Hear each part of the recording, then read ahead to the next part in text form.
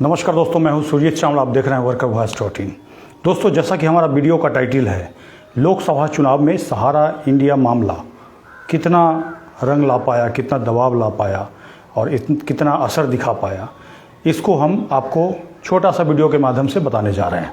और साथ ही बताने ये भी जा रहे हैं कि इससे मोदी सरकार के ऊपर क्या प्रभाव पड़ेगा।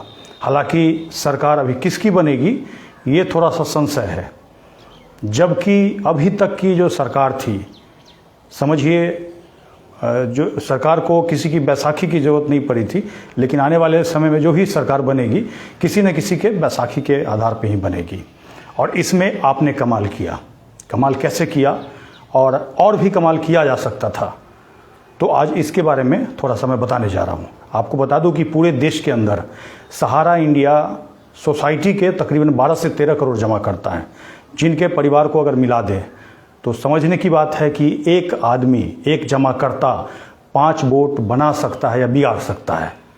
तो ऐसे में पिछले 10 साल से मोदी जी की सरकार थी, और जो कि हम पहले से आपको बताते आ रहे हैं कि 2012 में आपका पैसा वापस मिल जाना चाहिए था, और 2015 में सहारा इंडिया नॉन बैंकिंग का शटर बंद हो जाना चाहिए था, क्योंकि आरबीआई ने लाइसेंस रद्द कर दिया था।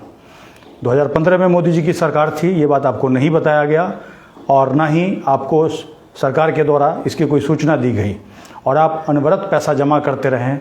सहारा एजेंट के द्वारा आपको भरमाया गया कि आपका पैसा सहारा में ही जमा हो रहा है, जबकि आपका पैसा अलग अलग क्यूसब से लेकर के सोसाइटी में जमा हो रहा था।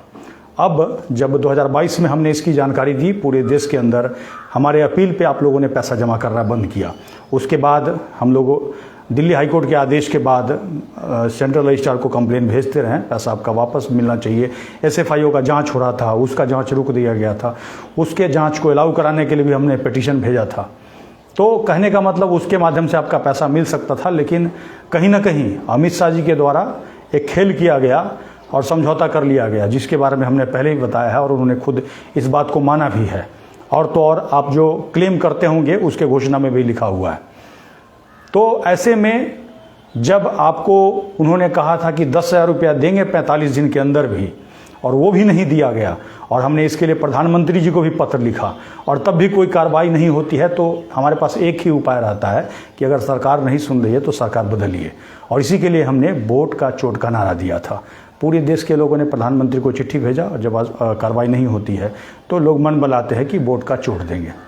जबकि हमारी ये कोशिश थी, जैसा कि आप लोगों का सुझाव आया, कि अगर विपक्षी पार्टी के द्वारा घोषणा की जाती है कि उनकी अगर सरकार बनेगी तो हम पैसा वापस देंगे।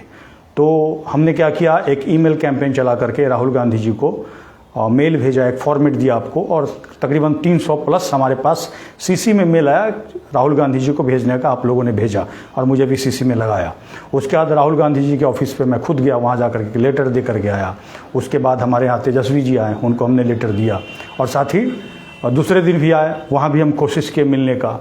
और तो हमें ये बताया गया, जो हमारे लोकल कैंडिडेट थे आलोक मेहता जी, उन्होंने कहा कि हमारे पार्टी के द्वारा इस पर फैसला लिया जाएगा। और सेम उसी दिन पार्टी के द्वारा घोषणा कर दी गई, इंडिया गठबंधन के द्वारा, जिसको मनोज झा जी ने अनाउंस किया था और जिसकी हमने जानकारी दी। उसके बाद हमने कहा कि 10 साल में इन्होंने पैसा नहीं दिया और उनके अंदर फर्जीवाड़ा हुआ, फ्रॉड हुआ, और आप लोगों को नहीं बताया गया, और साथ ही जाँच को भी रोक दिया गया। अब ऐसे में हमारे पास दूसरा कोई रास्ता नहीं है, और उसके हिसाब से आप लोगों को इंडिया गठबंधन को वोट करना चाहिए अगर सरकार आती है तो। और इसका फ़ायदा इंडिया गठबंधन को लेना चाहिए था, जो कि उन्होंने पूरी तरह नहीं लिया।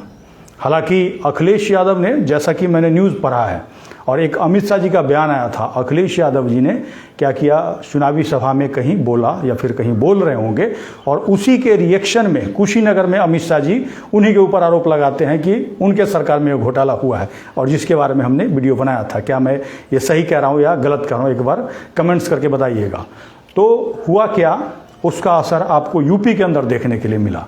हालांकि बिहार में किसी भी नेता ने, हालांकि विपक्षी पार्टी के द्वारा घोषणा किया गया था, लेकिन नेता ने, किसी ने भी चुनावी सभा में इस बात को नहीं बोला, जिससे कि लोगों तक मैसेज नहीं पहुंच पाया। ऐसा मेरा मानना है। कि आपको ऐसा लगता है?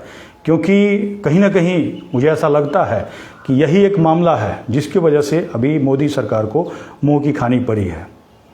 राम मंदिर से लेकर के तरह तरह के अलग अलग एजेंडा वो चला रहे थे, लेकिन आपके जो काम का पैसा है जो आपको वापस मिलना चाहिए था उसके ऊपर बोल ही नहीं रहे थे। और तो और सुब्रत राय की मृत्यु हुई, उसके बारे में भी ना कोर्ट को बताया ना हमें आरटीआई में बता रहे हैं।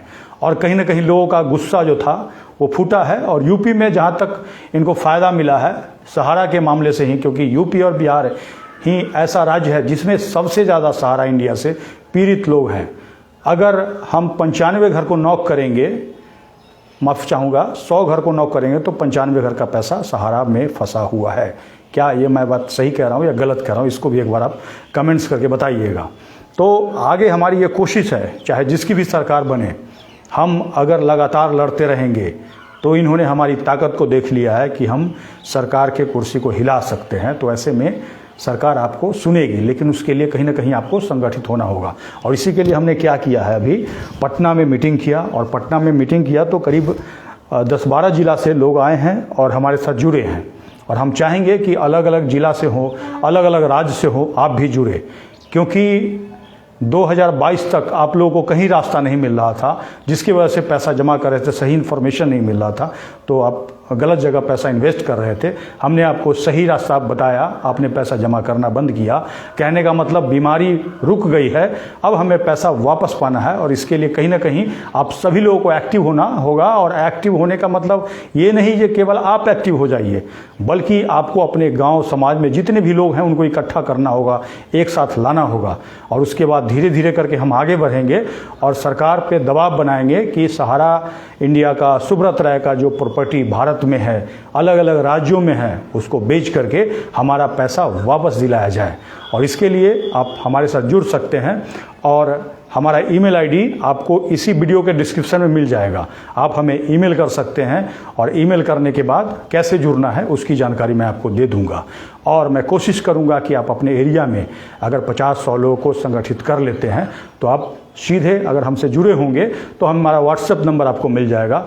उसके बाद सीधे बात करके, और हम भी कोशिश करेंगे कि आपके एरिया में आकर के लोगों को और जागरूक करें, क्योंकि लोग जागरूक होंगे तभी जाकर के पैसा आपका मिलने का संभावना है, तभी जाकर के सरकार आपकी बात सुनेगी।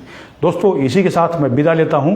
और अगर आप हमें फेसबुक पे देख रहे हैं तो पेज को लाइक करेंगे, यूट्यूब पे देख रहे हैं तो चैनल को सब्सक्राइब करेंगे, अधिक से अधिक लोगों तक ये जानकारी शेयर करेंगे, क्योंकि एक जीत हमारी हो चुकी है। हमने पूरे देश के अंदर सहारा इंडिया का बैंड बजा दिया है और अभी सरकार को भी हिला दिया है। उनको भी समझ में आ गया है कि कहीं ना कहीं गलती हुई है। आने वाले समय में इस बात पर भी वो गौर करेंगे, क्योंकि पोर्टल के नाम पे जो अमित शाह जी ने ठगा, ये उन्होंने बहुत बड़ा गलती कर दिया। लोगों को बेवकूफ़ समझा, लेकिन लोग कोई बेवकूफ़ नहीं है। लोगों को उम्मीद है कि उनका पैसा मिले, लोग मजबूर हैं, इसीलिए वो लोग चुपचाप सह रहे हैं, लेकिन ज़्यादा दिन तक नहीं सहेंगे। इस बात को सरकार कान खोल कर सुन ले। धन्यवाद।